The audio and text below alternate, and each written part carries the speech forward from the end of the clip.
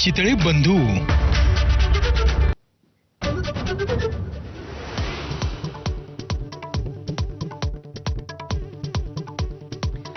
महाराष्ट्रात रंगावरून राजकारण तापलं. हिरव्या सापांना औरंगजेबाच्या बाजूला दफन करणार. जलील यांच्या वक्तव्यानंतर नितेश राणेंचा गंभीर इशारा.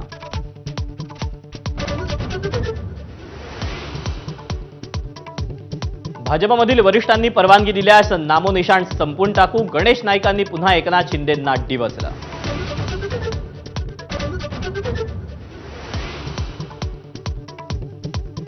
धाराशिवमध्ये भाजप आणि शिवसेनेत वादाची ठिणकी. भाजपनं केलेल्या एबी फॉर्म वाटपावरून शिवसैनिक आक्रमक. राजन साळवींवर आरोप करणारी ऑडिओ क्लिप व्हायरल.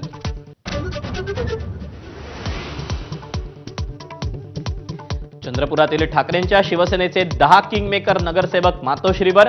2.5 वर्ष महापौर पदाची मागणी करत काँग्रेस आणि भाजपसोबत चर्चा. शिवसेना नगरसेवकांनी स्पष्ट केली भूमिका.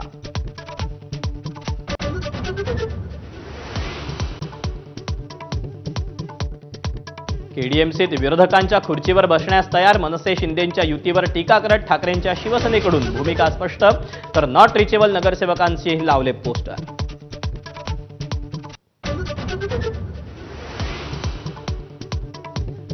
मुंबईत मालाड स्टेशनवर प्राध्यापकाची चाकून भोसकून हत्या. पोलिसांनी ट्रॅप लावून आरोपीला 12 तासात केली अटक. 30 जानेवारीपर्यंत पोलीस कोठडी.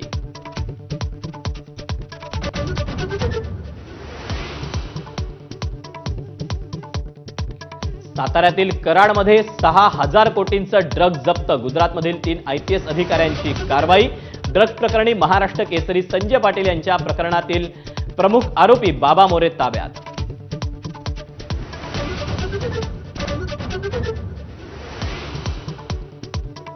प्रजासत्ताक दिनाच्या पूर्वसंध्येला पद्म पुरस्कारांची घोषणा.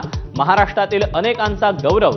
लोकनाट्य कलाकार रघुवीर खेडकरांसह बार्ली संगीतकार भिकल्या लाडक्या धिंडा. कृषी क्षेत्रासाठी श्रीरंग लाडांचा पद्मश्री पुरस्कारानं सन्मान.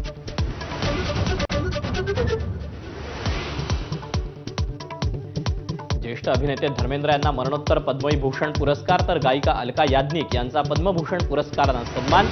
हिटमॅन रोहित शर्मा आणि हरमनप्रीत कौर यांचाही पद्मश्री पुरस्कारानं गौरव.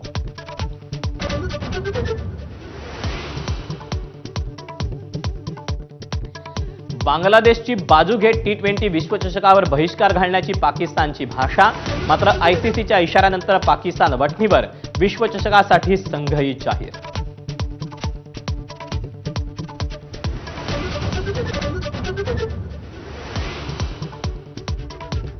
बातम्यांचा घेऊया आता